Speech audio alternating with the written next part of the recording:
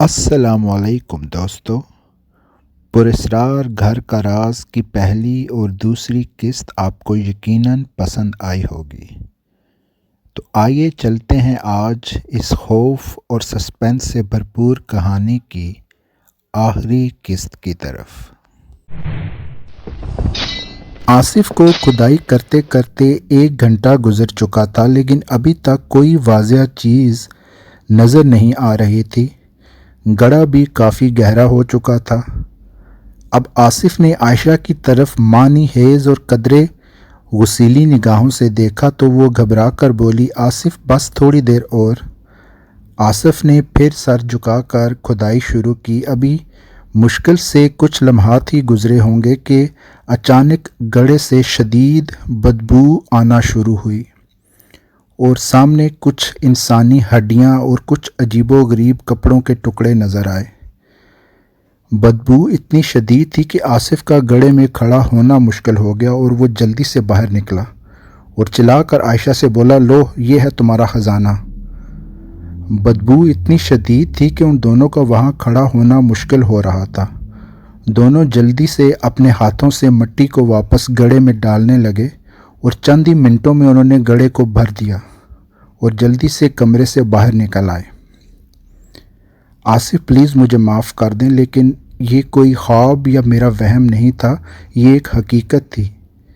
ضرور ہم سے کوئی غلطی ہوئی ہے۔ عائشہ ابھی بھی اپنی بات پر مصر تھی۔ آصف نے اس کی بات سنی انسنی کی اور بولا، تمہاری وجہ سے مجھے اپنا کام ادھورا چھوڑ کے یہاں آنا پڑا۔ خیر اچھا ہوا میں آ گیا۔ تمہیں بتا دوں کہ شہر میں گھر کا انتظام ہو چکا ہے۔ اب میں کل ہی بڑی گاڑی لے کے آؤں گا اور سامان لے کر ہم وہاں شفٹ ہو جائیں گے۔ اب تم آرام سے رہنا اور پھر کوئی حماقت نہ کرنا، صرف 1 رات کی بات ہے۔ میں کل دوپہر کو گاڑی لے کے آؤں گا۔ اب میں چلتا ہوں۔ یہ کہہ کر آصف نے خدا حافظ بولا اور بے روحی سے گھر سے نکل گیا۔ آصف کے جانے کے بعد عائشہ شدید تذبذب کا شکار ہوئی کہ آخر ایسا کیوں ہوا۔ یہ اس کا کوئی خواب یا وہم تو نہ تھا، اس بات کا اس کو پورا یقین تھا۔ پھر وہ یہ سوچ رہی تھی کہ ایسا کیوں کر ہوا۔ پھر وہ بے چینی سے رات کا انتظار کرنے لگی کہ رات کو شاید وہ بزرگ دوبارہ آئیں تو بات کچھ کھلے۔ دیکھتے ہی دیکھتے شام کے سائے ڈھلنے لگے اور رات گہری ہوتی چلی گئی۔ عائشہ نے وضو کیا اور اپنے کمرے میں آ کر بیٹھ گئی۔ آج شام کے ڈھلتے ہی گھر میں عجیب طرح کی پراسراریت اور خوف غالب تھا۔ عائشہ کو آج قدرے خوف محسوس ہو رہا تھا۔ وہ بار بار اپنا سر جھٹک کر اس خیال سے دور ہونے کی کوشش کرتی، لیکن خوف اس کی نس نس میں سرایت کر رہا تھا۔ رات بیتتی چلی گئی اور عائشہ نے جاگتے رہنے کی بہت کوشش کی، لیکن پھر وہی غنودگی اس پر چھانے لگی اور نہ جانے کب وہ گہری نیند سو گئی۔ گہری نیند میں جاتے ہی وہی بزرگ اس کے خواب میں نمودار ہوئے۔ آج ان کے چہرے پر قدرے غصے کے اثرات تھے۔ انہوں نے بغیر کچھ کہے ایک دودھ کا پیالہ عائشہ کو پینے کے لیے دیا۔ عائشہ نے جیسے ہی اپنا ہاتھ اس پیالے کی طرف سے بڑھایا تو نہ جانے کہاں سے ایک عجیب و غریب خوفناک کالا کتا نمودار ہوا اور ایک ٹھوکر سے اس پیالے کو دور گرا دیا۔ اس کے ساتھ ہی وہ بزرگ بآواز بلند بولے، یہ کتا تیری لالچ تھا۔ تجھے میں نے کہا تھا لالچ نہ کرنا، رازداری رکھنا۔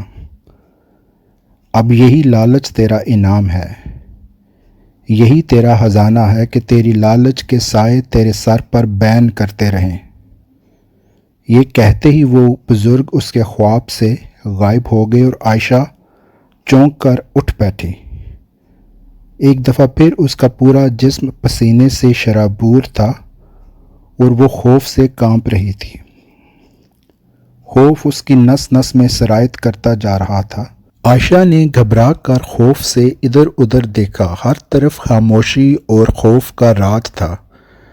عائشہ پسینے میں شرابور اپنے آپ کو سنبھالنے کی کوشش ہی کر رہی تھی کہ اچانک اس کو یہ محسوس ہوا کہ دروازے سے باہر اس کے صحن میں لوگوں کے چلنے کی آواز آ رہی ہے۔ یہ آواز بڑی عجیب و غریب قسم کی تھی، جیسے فوجی قدم سے قدم ملا کر ایک دوسرے کے ساتھ ساتھ چلتے ہیں اور ایک دھمک پیدا ہوتی ہے۔ کچھ دیر تو عائشہ سکتے کے عالم میں وہیں بیٹھی خوف زدہ رہی کہ یہ آخر کیا معاملہ ہے۔ پھر اس نے قدرے ہمت کی اور اپنے بیڈ سے نیچے اتری اور ٹی وی کے پیچھے لگی کھڑکی کو ہلکا سا کھول کر اس نے باہر صحن میں جھانکا تو باہر کا منظر دیکھ کر اس کی جیسے روح ہی فنا ہو گئی اور خوف شدید ترین طریقے سے اس کے جسم کے روئے روئے میں سرایت کرنے لگا۔ باہر ایک عجیب منظر تھا۔ 5 سے 6 عجیب و غریب حلیے میں ملبوس عورتیں ایک گول دائرے میں چل رہی تھیں اور ان کے ہاتھ ہوا میں بلند تھے۔ سب نے کالے رنگ کے لباس پہن رکھے تھے اور ان کے چہرے پر نحوست اس اندھیرے میں بھی بہت واضح نظر آ رہی تھی۔ پہلے تو تھوڑی دیر وہ قدم سے قدم ملائے ایک گول دائرے میں ہاتھ فضا میں بلند کیے چلتی رہیں، پھر دبی دبی عجیب و غریب نحوست بھری آواز میں رونا بھی شروع کر دیا۔ عائشہ کھڑکی کے نکر میں کھڑی یہ سارا منظر دیکھ دیکھ کر سکتے کے عالم میں خوف سے کانپ رہی تھی۔ دیکھتے ہی دیکھتے ان کے بین اور رونا اس قدر بلند ہو گیا کہ پورے گھر کو ان نحوست بھرے بین نے اپنے گہراؤ میں لے لیا۔ عائشہ نے خوف کے مارے کھڑکی بند کر دی اور اپنے ہاتھ اپنے کانوں پہ دبا لیے اور وہیں نیچے زمین پر بیٹھ گئی۔ اس کی آنکھوں سے آنسو جاری تھے اور اس کو سمجھ نہیں آ رہا تھا کہ وہ بھاگ کر کہاں چھپ جائے۔ آصف کو فون کرنا بھی بیکار تھا، جو پہلے ہی اس سے ناراض تھا اور اب سوچے گا کہ یہ ایک اور کہانی بنا کے لے آئی۔ نہ جانے کتنی دیر عائشہ وہیں زمین پر بیٹھی رہی اور وہ نحوست بھرے بین بلند سے بلند تر ہوتے رہے، اور پھر تھوڑی دیر بعد فضاؤں میں فجر کی اذان گونج اٹھی۔ اذان کی آواز سنتے ہی عائشہ کی جان میں جان آئی، اور فجر کی اذان کے فضاؤں میں بلند ہوتے ہی وہ نحوست بھرے بین اچانک بند ہو گئے اور گھر میں ایک سکون ہو گیا۔ عائشہ نے وہیں وضو کیا اور فجر کی نماز ادا کی۔ دیکھتے ہی دیکھتے دن کی روشنی ہر طرف پھیل گئی، لیکن عائشہ میں اتنی ہمت نہیں ہو رہی تھی کہ دروازہ کھول کے باہر جائے اور اپنے لیے ناشتہ بنائے۔ وہ وہیں کمرے میں ہی قید رہی، اور پھر دوپہر سے تھوڑی دیر پہلے باہر دروازے پر دستک ہوئی۔ عائشہ نے کھڑکی سے باہر دیکھا تو آصف دروازے پر کھڑا تھا۔ آصف کو سامنے کھڑا دیکھ کر عائشہ کی جان میں جان آئی۔ اس نے بھاگ کر دروازہ کھولا تو سامنے آصف اور حامد کھڑے تھے اور ان کے ساتھ ایک بڑی گاڑی بھی تھی۔ آصف نے عائشہ کو بتایا کہ اس نے ایک چھوٹے فلیٹ کا انتظام شہر میں کر لیا ہے اور وہ ابھی وہاں شفٹ ہو رہے ہیں۔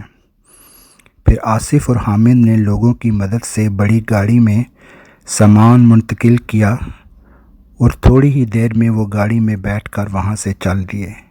عائشہ گاڑی میں بیٹھی کھڑکی سے اس گھر کو دیکھ رہی تھی، اور جیسے جیسے گاڑی کا فاصلہ گھر سے بڑھتا جا رہا تھا، عائشہ سوچ رہی تھی کہ کچھ ہی دنوں میں اس گھر سے جڑی یادوں نے اس کو زندگی کا سب سے بڑا سبق دیا ہے۔